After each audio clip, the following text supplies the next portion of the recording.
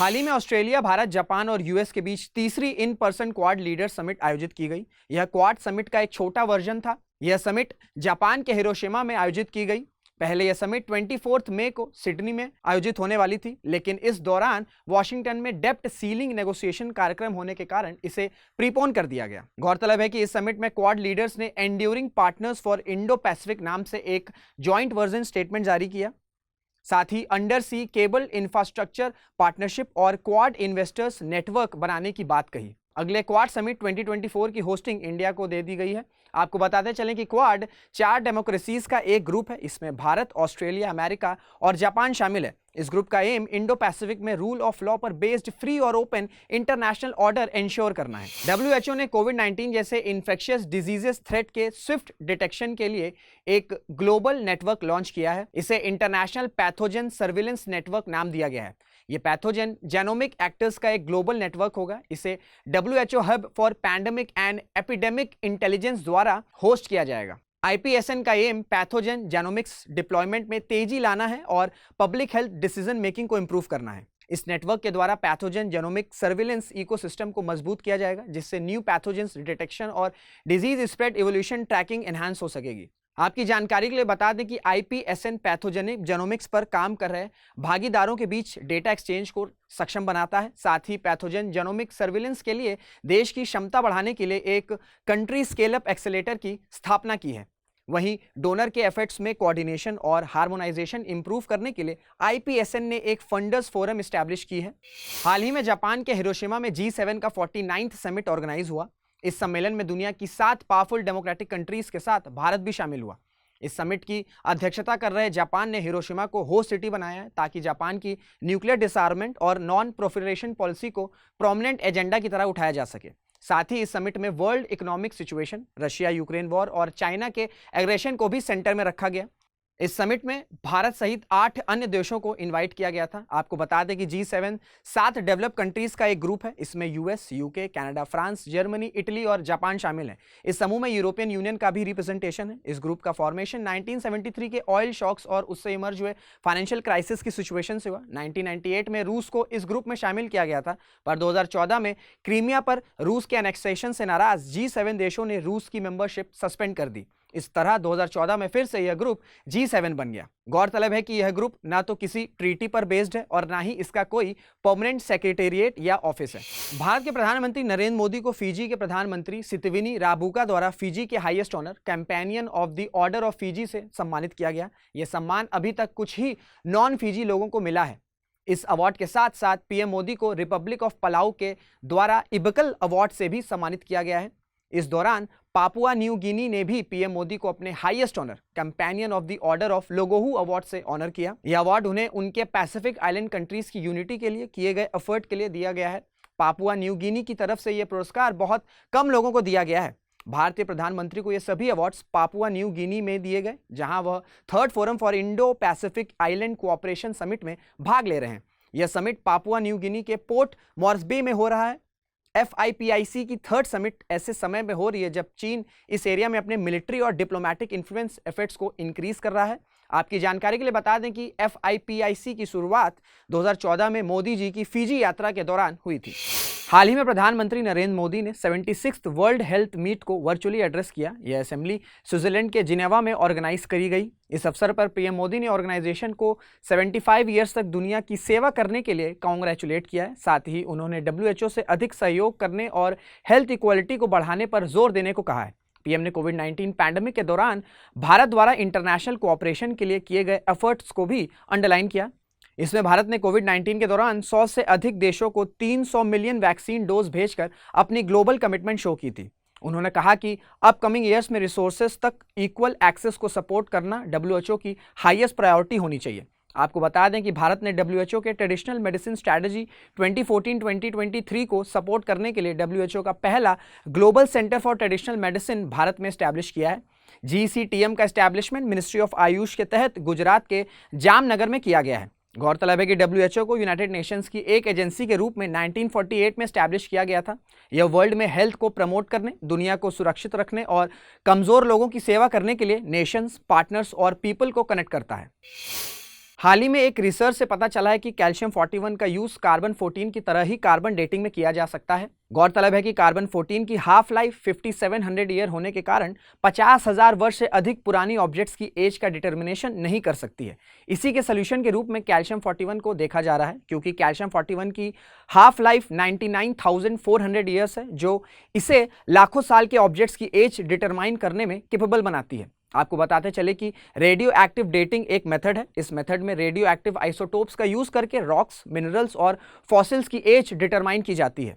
यह इस प्रिंसिपल पर काम करता है कि कुछ एलिमेंट्स के आइसोटोप्स अनस्टेबल होते हैं। ये आइसोटोप्स समय के साथ अधिक स्टेबल फॉर्म्स में स्पॉन्टेनियसली डीके हो जाते हैं। इन आइसोटोप्स के डीके होने का रेट किसी दूसरे आइसोटोप्स की हाफ लाइफ द्वारा मेजर किया जाता है, जिससे पर्टिकुलर एलिमेंट की लाइफ को एक्सपेक्ट किया जाता है। डिफरेंट आइसोटोप्स की हाफ लाइफ डिफरेंट होती है, जो उन्हें डिफरेंट टाइम फ्रेम्स की डेटिंग के लिए यूजफुल बनाता है। उदाहरण के लिए कार्बन 14 से लगभग 50,000 वर्ष पुरानी बायोलॉजिकल मटेरियल की डेटिंग इफेक्टिवली की जा सकती है।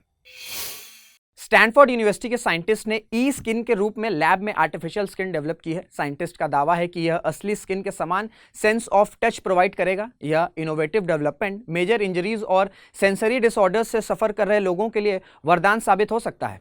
लैब में मशीन से बनी यह ई स्किन के स्कैर्स, ब्रूसेस से छुटकारा दिला सकती है। साथ ही एम्पुलेटेड आर्म्स और लेग्स को नेचुरल लुक भी प्रोवाइड कर सकती है। आपको बता दें कि इस इलेक्ट्रॉनिक स्किन को रिजिड सेमीकंडक्टर से बने सेंसर्स और इंटीग्रेटेड सर्किट्स द्वारा बनाया गया है। इसमें सिग्नल और वोल्टेज की स्ट्रेंथ के लिए एक फ्लेक्सिबल पॉलीमर की थिन लेयर को डाई इलेक्ट्रिक की तरह यूज किया गया है। वहीं ई स्किन की मैकेनिज्म कुछ इस तरह है कि इस पर लगे सेंसर्स एक वायर द्वारा ब्रेन के सोमाटा सेंसरी कॉर्टेक्स से कनेक्टेड होते हैं, जो फिजिकल चेंजेस को इलेक्ट्रिकली पल्स में बदलकर ब्रेन तक पहुंचते हैं।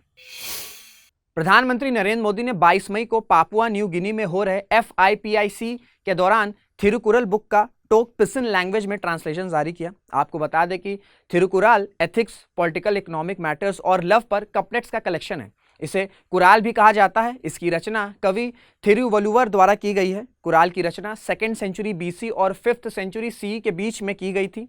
थिरुकुराल को 3 मेन सेक्शंस या बुक्स में डिवाइड किया गया है। आराम, जिसका मतलब है वर्च्यू, पोरुल, जिसका मतलब है वेल्थ, और इनबम, जिसका मतलब लव है। यह 1330 कपलेट्स का कलेक्शन है। यह लाइफ के वेरियस एस्पेक्ट पर टाइमलेस विजडम ऑफर करता है। इसमें रिलीजियस लाइफ जीने और सभी सर्कमस्टांसेस में मॉरल वैल्यूज बनाए रखने पर जोर दिया गया है। तमिल कल्चर और लाइफ पर इस लिटरेचर का एक्सट्रीम इफेक्ट रहा है। Union minister for commerce and industry consumer affairs Bengaluru में हुए ONDC एलिवेट इवेंट में शामिल हुए। इस दौरान उन्होंने कहा कि इस साल के अंत तक formally open network for digital commerce launch करने की केंद्र सरकार की योजना है। ONDC के माध्यम से देश में डेमोक्रेटाइज ई कॉमर्स इकोसिस्टम बनेगा। साथ ही बड़ी ई कॉमर्स साइट्स का अल्टरनेटिव भी प्रोवाइड कराया जा सकेगा। दरअसल ONDC के थ्रू सरकार ई कॉमर्स मार्केट को प्लेटफॉर्म सेंट्रिक मॉडल से ओपन नेटवर्क मॉडल में बदलना चाहती है। सरकार ONDC को UPI मॉडल की तरह डेवलप करना चाहती है, जिससे बायर्स और सेलर्स अपने रजिस्टर्ड प्लेटफॉर्म पर ध्यान दिए बिना ई कॉमर्स मार्केट में ट्रांजैक्शंस कर सकें। उदाहरण के लिए ONDC के तहत अमेजॉन पर रजिस्टर्ड एक बायर फ्लिपकार्ट पर रजिस्टर्ड सेलर से सीधे सामान खरीद सकता है। ONDC का पायलट वर्जन लास्ट ईयर कुछ मेजर सिटीज में लॉन्च किया गया था। प्रेजेंट में हजारों वेंडर्स अब तक इस प्लेटफॉर्म पर शामिल हो चुके हैं। सेंट्रल गवर्नमेंट ने ई कॉमर्स कंपनीज से ONDC प्लेटफॉर्म में शामिल होने को कहा है, लेकिन अमेजॉन और फ्लिपकार्ट ने अभी तक ONDC नेटवर्क पर अपने मेन शॉपिंग प्लेटफॉर्म को शामिल नहीं किया है। हाल ही में मिनिस्ट्री ऑफ एजुकेशन ने स्कूल बोर्ड्स के यूनिफिकेशन के लिए न्यू दिल्ली में एक वर्कशॉप ऑर्गेनाइज की। इस वर्कशॉप का objective different states and union territories के 60 स्कूल एग्जामिनेशन बोर्ड्स को एक अम्ब्रेला के अंडर लेके आना है। इस प्लान का मेन कंपोनेंट परख को बनाया गया है। बोर्ड्स के यूनिफिकेशन से स्टूडेंट्स का बोर्ड्स या रीजन के बीच स्मूथ ट्रांजिशन पॉसिबल हो सकेगा।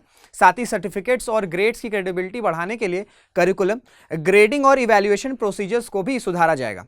इस यूनिफिकेशन से एक तरह जहां रॉट एग्जामिनेशन कल्चर को रोका जा सकेगा, वहीं दूसरी तरफ होलिस्टिक असेसमेंट को प्रमोट किया जा सकेगा। परख की बात करें तो परख NCERT के अंडर में नेशनल असेसमेंट सेंटर के रूप में सेटअप एक ऑर्गेनाइजेशन है। परख को नेशनल एजुकेशन पॉलिसी 2020 के एक पार्ट के रूप में लॉन्च किया गया है।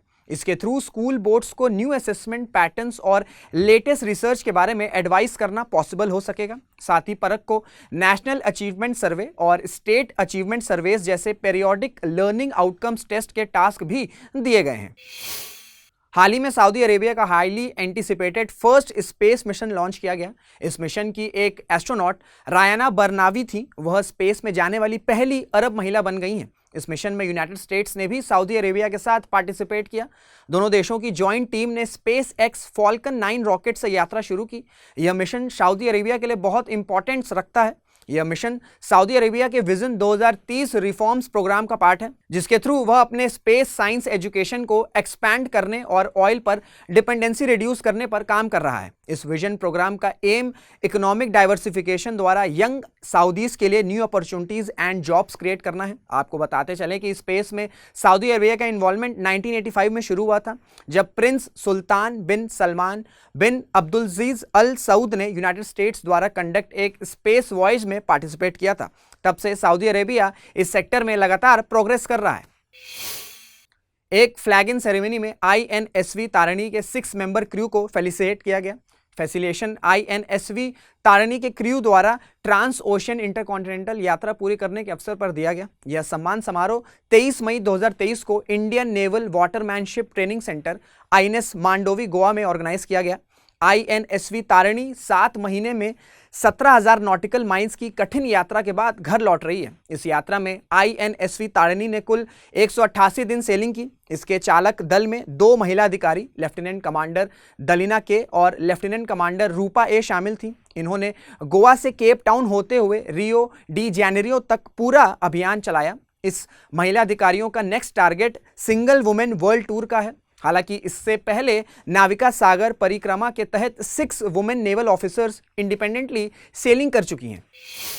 Union minister for science and technology Jitendra Singh ने कहा है कि भारत स्मॉल मॉड्यूलर रिएक्टर्स जैसी न्यू टेक्नोलॉजी पर काम कर रहा है। इससे क्लीन एनर्जी ट्रांजिशन में मदद मिल सकती है। भारत में नीति आयोग और डिपार्टमेंट ऑफ एटॉमिक एनर्जी मिलकर SMRS के डेवलपमेंट पर काम कर रहे हैं। दरअसल SMRS एडवांस न्यूक्लियर रिएक्टर्स हैं। इसकी पर यूनिट कैपेसिटी 300 मेगावाट है। SMRS द्वारा किया गया यह production traditional nuclear power reactors का 1/3 है। इसका साइज छोटा है और कंपोनेंट्स का फैक्ट्री असेंबल्ड होते हैं। इसकी यह स्पेशलिटी इसका किसी भी प्लेस पर इस्टेब्लिशमेंट पॉसिबल बनाती है। इस प्लांट से जनरेटेड एनर्जी का use easily thermal power plants में हीट जनरेट करने के लिए किया जा सकता है। इस तरह SMRS कार्बन फ्री और क्लीन एनर्जी के लिए फॉसिल फ्यूल्स का एक बेहतर ऑल्टरनेटिव बन सकता है। SMRS की इंपॉर्टेंस को समझते हुए केंद्र सरकार ने फ्लीट मोड के तहत 10 न्यूक्लियर रिएक्टर्स बनाने के प्रपोजल को अप्रूवल दिया है। भारत ISO कोपोल को प्लेनरी के 44th एडिशन को होस्ट कर रहा है। यह event bureau of Indian standards द्वारा न्यू दिल्ली में ऑर्गेनाइज किया जा रहा है। दरअसल ISO कोपोल को प्लेनरी को मेजर इंटरनेशनल इवेंट्स के रूप में मनाया जाता है। यह इवेंट वर्ल्ड में स्टैंडर्ड्स के डेवलपमेंट को एक्सेलरेट करने और स्ट्रैटेजिक डेवलपमेंट के लिए मेंबर कंट्रीज को एक साथ लाता है। आपको बता दें कि कोपोल को अर्थात ISO's committee on consumer policy ISO से रिलेटेड एक कमेटी है। यह कमेटी स्टैंडर्डाइजेशन प्रोसेस में कंज्यूमर के इंटरेस्ट को प्रमोट करने के लिए रिस्पॉन्सिबल है। आपको जानकारी के लिए बता दें कि इंटरनेशनल स्टैंडर्ड्स ऑर्गेनाइजेशन एक independent non governmental international organisation है।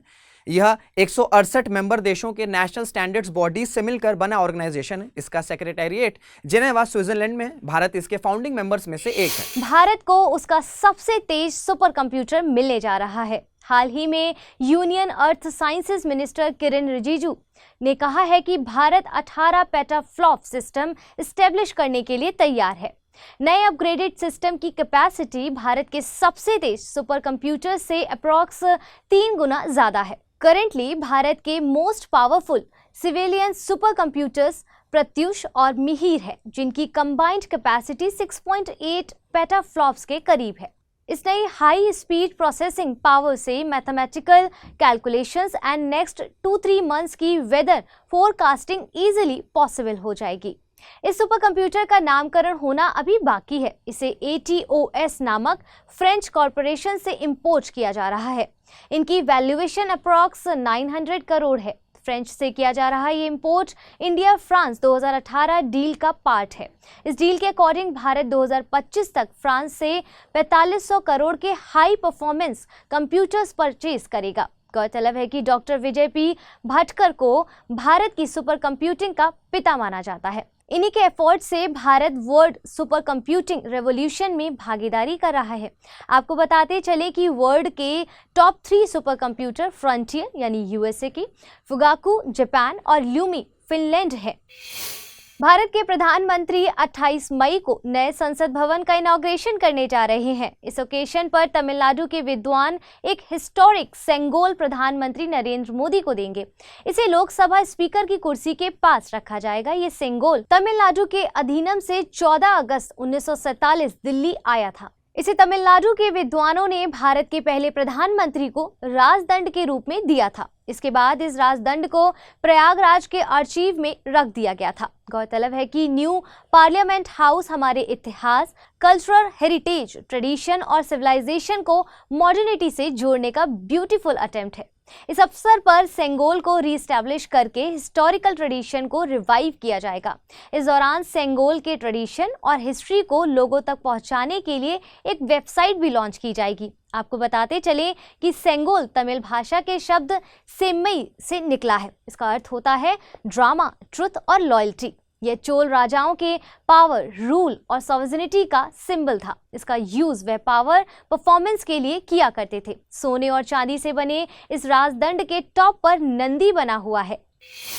सेंट्रल रिजर्व पुलिस फोर्स की एक टीम ने छत्तीसगढ़ के बीजापुर जिले में इम्प्रोवाइज्ड एक्सप्लोसिव डिवाइसेस हमले को नाकाम कर दिया। बीजापुर जिले के अरवापल्ली वसागुडा रोड पर मिले आईईडीएस इम्प्लांट का मैकेनिज्म पिछले महीने हुए दंतेवाड़ा अटैक की तरह ही था, जिसमें 10 डिस्ट्रिक्ट रिजर्व गार्ड्स शहीद हो गए थे। आपकी जानकारी के लिए बताते चले कि आईईडी एक प्रकार का अनकन्वेंशनल एक्सप्लोसिव वेपन है जो किसी भी रूप में हो सकता है। ये एक छोटे पाइप बम से लेकर एक सोफिस्टिकेटेड डिवाइस की तरह हो सकता है। आईईडी टर्म का कॉमन यूजेस 2003 के इराक वार के दौरान हुआ था। कभी कभी इन आईईडीज का उपयोग केमिकल, रेडियोलॉजिकल या फिर बायोलॉजिकल मटेरियल को फैलाने के लिए भी किया जा सकता है। ऐसे आईईडी को डर्टी बॉम्ब कहा जाता है। प्रेजेंटली कुछ पॉपुलर आईडीज हैं, जैसे रिसर्च डिपार्टमेंट एक्सप्लोसिव यानी कि आरडीएक्स, जिसे T4 या साइक्लोनाइट भी कहते हैं, और कॉर्डाइड, पॉलीथर्कीटोन, ट्रिनिट्रोटोल्यूइन, प्रीमियर अमोनियम पाउडर है। हाल ही में नासा की जेट प्रोपल्सन लेबोरेटरी ने यूरेनस पर पोलर साइक्लोन होने की कंफर्मेशन दी है। साइंटिस्ट ने यह भी कंफर्मेशन आइस जेंट के निकलने वाली रेडियो वेव्स की जांच करने के बाद दी। जेपीएल ने यूरेनस के नॉर्थ पोल पर इस साइक्लोन का पता लगाया है।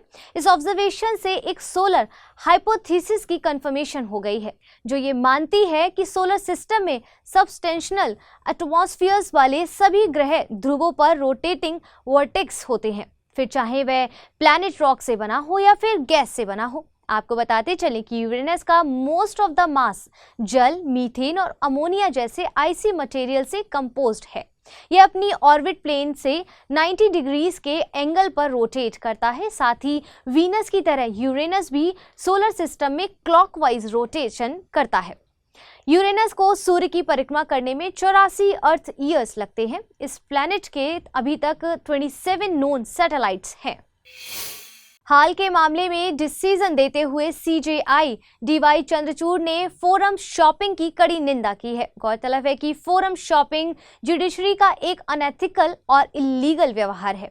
इसमें लिटिगेंट्स या लॉयर्स जानबूझकर अपने मामलों को पर्टिकुलर जज और कोर्ट में ट्रांसफर करने का प्रयास करते हैं। उन्हें लगता है कि पर्टिकुलर जज या कोर्ट से मिला जजमेंट उनके लिए अधिक फेवरेबल हो सकता है। सुप्रीम कोर्ट का चेतक कंस्ट्रक्शन एलटीडी बनाम ओम प्रकाश वाद इसी से जुड़ा है, जिसमें सुप्रीम कोर्ट ने कहा कि एक वादी को मंच की पसंद की अनुमति नहीं दी जा सकती है। इस प्रॉब्लम के सॉल्यूशन के रूप में most of law countries forum non convenience principle का यूज करती हैं। इस प्रिंसिपल के थ्रू कोर्ट अपनी डिस्क्रिशनरी पावर्स का यूज करते हुए किसी मामले को अपनी किसी एप्रोप्रिएट बेंच को एलोकेट करते हुए डिसमिस कर सकता है। आपको बताते चलें कि Vijay Kumar Ghai versus state of West Bengal मामले में सुप्रीम कोर्ट के एक बेंच ने फोरम शॉपिंग को disreputable practice by the courts करार दिया था। हाल ही में जर्मनी में 61st international super computing conference organise हुई है। इस कॉन्फ्रेंस में भारत के AI सुपर कंप्यूटर एरावत को दुनिया में टॉप 500 सुपर कंप्यूटर में 75th रैंक मिली है। इसे केंद्र सरकार के नेशनल प्रोग्राम ऑन AI के तहत CDEC पुणे में स्टेब्लिश किया गया है। एरावत PSAI 13,170 टेराफ्लॉप की रिमार्केबल स्पीड के साथ भारत का सबसे बड़ा और सबसे तेज AI का सुपर कंप्यूटिंग सिस्टम है। इसे नेटवेव टेक्नोलॉजीज द्वारा बनाया गया है और गौरतलब है कि एरावत यानी रिसर्च एनालिटिक्स और knowledge dissemination platform ministry of electronics and information technology द्वारा फंडेड है। यह AI रेवोल्यूशन भारत की कॉम्प्लेक्स रियल लाइफ प्रॉब्लम्स को हल करने के लिए इंडिजिनस AI कैपेबल प्रोडक्ट्स या फिर सॉल्यूशंस को विकसित करने में मददगार होगा। इसकी मदद से मौसम की भविष्यवाणी, दवा की खोज, जलवायु मॉडलिंग और सेक्टर्स में फेनोमिनल अचीवमेंट मिलने की उम्मीद है। आपको बताते चलें कि CDEC यानी centre for development of advanced computing MEITY के तहत एक prominent research and development organisation है। USA द्वारा सुपर कंप्यूटरों के एक्सपोर्ट से इनकार कर देने के बाद 1988 में CDEC को स्टेब्लिश किया गया था। CDEC ने अपनी स्थापना को जस्टिफाइड करते हुए 1991 में भारत का पहला इंडिजिनस सुपर कंप्यूटर परम 8000 बनाया। रीजनल कनेक्टिविटी स्कीम के तहत उड़ान उड़े देश का आम नागरिक के 4 सफल दौरे पूरे होने के बाद 5.0 वर्जन लॉन्च किया गया है।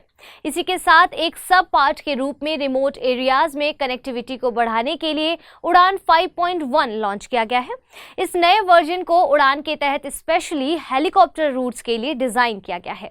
इसके माध्यम से देश के लास्ट माइल तक हेलीकॉप्टरों के माध्यम से कनेक्टिविटी प्रोवाइड करने का टारगेट रखा गया है। उड़ान 5.1 में अब उन रूट्स को भी एयर कनेक्टिविटी अलाउ किया जाएगा जहां कनेक्टिंग पॉइंट्स में से एक भी प्रायोरिटी एरिया में आता हो। साथ ही यात्रियों के लिए हेलीकॉप्टरों में उड़ान को अधिक रीजनेबल बनाने के लिए विमान किराया सीमा को 25% तक कम कर दिया गया है। इस स्कीम के तहत अवॉर्डेड रूट्स के सिंगल और ट्विन इंजन हेलीकॉप्टर ऑपरेशंस को फाइनेंशियली वाइबल बनाने के लिए वाइबिलिटी गैप फंडिंग कैप में भी वृद्धि की गई है। गौरतलब है कि उड़ान योजना के पिछले दौर में ही 46 हेलीकॉप्टर रूट्स को पहले ही ऑपरेशनलाइज्ड किया जा चुका है, जिससे पहाड़ी और उत्तर पूर्व राज्यों को लाभ हुआ है। वर्तमान दौर का लक्ष्य और भी बड़ी संख्या में रूट्स को कवर करना है, जिससे एयर कनेक्टिविटी की पहुंच का विस्तार हो सके। आपकी जानकारी के लिए आपको बता दें कि उड़ान स्कीम अक्टूबर 2016 में मिनिस्ट्री ऑफ सिविल एविएशन के अंडर में लॉन्च की गई थी। इस स्कीम का ऑब्जेक्टिव टियर 2 और टियर 3 शहरों में बेहतर एविएशन इंफ्रास्ट्रक्चर और एयर कनेक्टिविटी बनाना है। हाल ही में वर्ल्ड बैंक ने महिलाओं से जुड़ी एक रिपोर्ट जारी की है। इस रिपोर्ट के अनुसार दुनिया भर में 500 मिलियन से अधिक मेंस्ट्रुएटिंग महिलाएं और लड़कियां अपने पीरियड्स को मैनेज करने के लिए सैनिटरी पैड तक नहीं खरीद सकती। इस पीरियड पॉवर्टी को खत्म करने के लिए वर्ल्ड लेवल पर टेम्पोन टैक्स को समाप्त करने के लिए अभियान चलाया जा रहा है। ये टेम्पोन टैक्स वैल्यू एडेड टैक्स यानी कि वेट की तरह ही एक कंजप्शन लेवी है, जो अधिकांश देश में सैनिटरी पैड, टेम्पोन, पैंटी जैसे वस्तुओं पर चार्ज की जाती है। इस रिग्रेसिव टैक्स को खत्म करने के लिए पहला कदम केन्या ने बढ़ाया था। 2004 में केन्या ने अपने देश में सैनिटरी पैड और टेम्पोन पर वैट को खत्म कर दिया। उसके बाद से अब तक कुल 48 देशों ने अपने देश से ऐसे टैक्सेस को हटा दिया है। वहीं 2022 में स्कॉटलैंड ने एक स्टेप और बढ़ाते हुए टेम्पोन और सैनिटरी पैड को अपने देश में फ्री कर दिया है। भारत सरकार ने भी इस ओर पॉजिटिव स्टेप लेते हुए 2018 में टेम्पोन टैक्स को समाप्त करने का फैसला किया। साथ ही menstrual hygiene products accessible to all efforts के तहत सैनिटरी पैड पर लगाए गए 12% टैक्स को रिवोक करने का फैसला किया है। 29 मई 2023 को मुंबई में पहले माइनिंग स्टार्टअप समिट आयोजित किया जा रहा है। इस समिट का inauguration union coal and mines minister Prahlad Joshi करेंगे। इस समिट का आयोजन IIT बॉम्बे के सहयोग से माइनिंग मिनिस्ट्री द्वारा किया जा रहा है। इस समिट में 120 से अधिक स्टार्टअप और 20 मेजर इंडस्ट्रीज पार्टिसिपेट कर रही हैं। यह यूनिक समिट मुख्य रूप से इनोवेशन और टेक्नोलॉजीज पर फोकस करेगा ताकि माइनिंग और मेटलॉजी के सेक्टर को ऑटोनोमस बनाया जा सके। गौरतलब है कि भारत दुनिया का तीसरा सबसे बड़ा स्टार्टअप इकोसिस्टम वाला देश है। ऐसे में माइनिंग सेक्टर में चैलेंजेस का समाधान करने के लिए स्टार्टअप को शामिल करना प्रोएक्टिव स्टेप है। इससे एक्सप्लोरेशन और माइनिंग में नई तकनीकों का लाभ मिल सकेगा। इस समिट से exploration, virtual reality, automation, drone technology, consultancy आदि के सेक्टर में काम करने वाले छात्र और यंग प्रोफेशनल्स लाभान्वित होंगे। आपको बता दें कि समिट के दौरान एग्जीबिशन, माइनिंग सेक्टर की एडवांस टेक्नोलॉजीज का प्रदर्शन, टेक सेशंस, स्टार्टअप प्रेजेंटेशंस आदि भी कंडक्ट किए जाएंगे। हाल ही में भारतीय नौसेना ने एक और मील का पत्थर हासिल किया है। नौसेना के एयरक्राफ्ट कैरियर INS विक्रांत पर पहली बार MiG-29 के फाइटर जेट ने नाइट लैंडिंग की है। यह नाइट लैंडिंग भारत को डिफेंस सिस्टम में एज प्रोवाइड करेगी। अब वॉर के दौरान हमारे फाइटर जेट रात में भी एयरक्राफ्ट कैरियर पर लैंडिंग कर पाएंगे। इससे दुश्मन पर हमला करना, जासूसी करना और आसान हो जाएगा। इससे पहले तेजस विमान के नेवल वर्जन ने INS विक्रांत पर सफलतापूर्वक लैंडिंग की थी। हालांकि तब ये लैंडिंग दिन के वक्त ही करवाई गई थी। आपको बताते चलें कि INS विक्रांत भारत का पहला इंडिजिनस एयरक्राफ्ट कैरियर है। इसे कोचीन शिपयार्ड लिमिटेड द्वारा बनाया गया है। INS विक्रांत पर MiG-29 के फाइटर जेट के अलावा MH-60R मल्टी रोल हेलीकॉप्टर और कामोव हेलीकॉप्टर तैनात हैं। गौरतलब है कि INS विक्रांत को भारतीय नौसेना में 2 सितंबर 22 को कमीशन किया गया था। ये भारत सरकार के आत्मनिर्भर भारत विजन की ओर एक बड़ा कदम है। हाल ही में इंडियन स्पेस रिसर्च ऑर्गेनाइजेशन ने एक्सरे पोलरीमीटर सैटेलाइट बनाने के लिए रमन रिसर्च इंस्टीट्यूट बेंगलुरु के साथ समझौता किया है। एक्सपोसेट को इस साल के अंत में लॉन्च किए जाने की योजना है। ये भारत का पहला और दुनिया का दूसरा पोलरीमेट्री मिशन है। गौरतलब है कि इस सैटेलाइट की मदद से स्पेस के ब्राइट एस्ट्रोनॉमिकल एक्सरे सोर्सेज की वेरियस डायनेमिक्स की स्टडी हो सकेगी। ये X-ray sources X-ray pulsar, black hole binaries, low magnetic field neutron star आदि हो सकते हैं। आपको बताते चले कि एक्सपोसेट अपने साथ 2 साइंटिफिक पेलोड को अर्थ की लोअर ऑर्बिट में लॉन्च करेगा। पहला payload पॉलिक्स x ray polarimeter astronomical objects की पोलरीमेट्री पैरामीटर को मापेगा। वहीं दूसरे पेलोड एक्सपेक्ट एक्सरे स्पेक्ट्रोस्कोपी और टाइमिंग की मदद से स्पेक्ट्रोस्कोपिक जानकारी देगा, जिससे एस्ट्रोनॉमिकल ऑब्जेक्ट्स की लाइट को ऑब्जर्व और एमिट करने की प्रोसेस को जाना जा सकेगा। इसी तरह का अन्य मिशन नासा का इमेजिन एक्सरे पोलरीमेट्री एक्सप्लोरर भी है, जिसे 2021 में लॉन्च किया गया था। हाल ही में माइक्रोसॉफ्ट कॉर्प ने वार्न किया है कि बोल्ट टाइफून US और एशिया के बीच क्रिटिकल कम्युनिकेशन इंफ्रास्ट्रक्चर को डिसरप्ट कर सकता है। इसी तरह की वार्निंग US स्टेट डिपार्टमेंट ने भी जारी की है। गौरतलब है कि बोल्ट टाइफून एक हैकिंग ग्रुप है। ये ग्रुप 2017 से सक्रिय है। इसे चीन स्पॉन्सर्ड ग्रुप माना जाता है और ये चीन के लिए जासूसी और सूचना एकत्र करने का काम करता है। इसे कई हाई प्रोफाइल हमलों से भी जोड़कर देखा जाता है, जिसमें 2019 में हुआ solar winds Orion software supply chain attack भी शामिल है। USA के साथ साथ ऑस्ट्रेलिया, कनाडा, न्यूजीलैंड और यूनाइटेड किंगडम की साइबर सुरक्षा और खुफिया एजेंसियों ने भी बोल्ट टाइफून के लिए अलर्ट जारी किया है। इस तरह के साइबर हमलों से बचने के लिए भारत ने भी सुरक्षा तैयारियां की हैं, जैसे कि CERT-IN की स्थापना, साइबर सुरक्षित भारत प्रोग्राम, राष्ट्रीय साइबर सुरक्षा नीति 2013, Indian cyber crime coordination centre, cyber स्वच्छता केंद्र, इंफॉर्मेशन टेक्नोलॉजी एक्ट 2000 इत्यादि।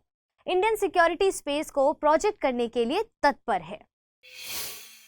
होम मिनिस्ट्री ने मॉडल जेल एक्ट 2023 तैयार किया है। ये एक्ट ब्रिटिश पीरियड के जेल एक्ट की जगह लेगा।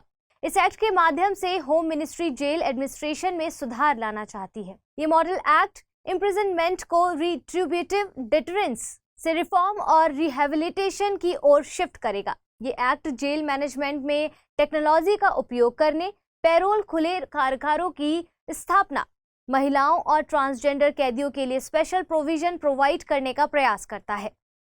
गौरतलब है कि भारत में प्रिजन सिस्टम एक सीरियस इशू रहा है। नेशनल क्राइम रिकॉर्ड ब्यूरो की एक रिपोर्ट के अनुसार जेलों का ऑक्यूपेंसी रेट प्रिजन कैपेसिटी का 118.5% है। साथ ही जेलों में क्रूएलिटी का प्रचलन एक बड़ा इशू रहा है। आपकी जानकारी के लिए बता दें कि भारत में प्रिजन और उसमें हिरासत में रखे गए व्यक्ति और स्टेट्स सब्जेक्ट्स का पार्ट है। ऐसे में इस मॉडल प्रिजनर्स एक्ट को बेंचमार्क मानकर स्टेट्स अपनी जरूरत के अनुसार अपने अपने स्टेट्स प्रिजनर्स एक्ट बनाएंगे। हाल ही में चीन और यूएसए के स्ट्रैटेजिक कंपटीशन से जुड़े यूएस कांग्रेस की एपोवर्ट कमेटी ने एक रिपोर्ट जारी की है। इस रिपोर्ट का title 10 for Taiwan policy recommendation to preserve peace and stability in Taiwan strait है। इस रिपोर्ट में भारत को नाटो यानी कि North Atlantic treaty organisation plus में शामिल करने की सिफारिश की गई है। भारत को नाटो प्लस में शामिल करने से इन देशों के बीच इंटेलिजेंस इंफॉर्मेशन सीमलेसली साझा हो पाएगी। साथ ही भारत की मॉडर्न डिफेंस टेक्नोलॉजी तक पहुंच आसान हो सकेगी। नाटो प्लस सुरक्षा व्यवस्था में भारत को शामिल करने से ग्लोबल सिक्योरिटी स्ट्रांग होगी और इंडो पैसिफिक एरिया में चीन की एग्रेसिवनेस को रोकने में भी मदद मिलेगी। आपकी जानकारी के लिए आपको बता दें कि नाटो का एस्टेब्लिशमेंट वॉशिंगटन ट्रीटी के तहत अप्रैल 1949 में हुआ था। प्रेजेंट में इसमें कुल 31 देश शामिल हैं। वहीं नाटो प्लस की बात करें तो यह एक सुरक्षा व्यवस्था है जिसमें नाटो के सभी 31 सदस्य देश और 5 अलायंस कंट्रीज जैसे कि ऑस्ट्रेलिया, न्यूजीलैंड, जापान, इजराइल और दक्षिण कोरिया शामिल हैं।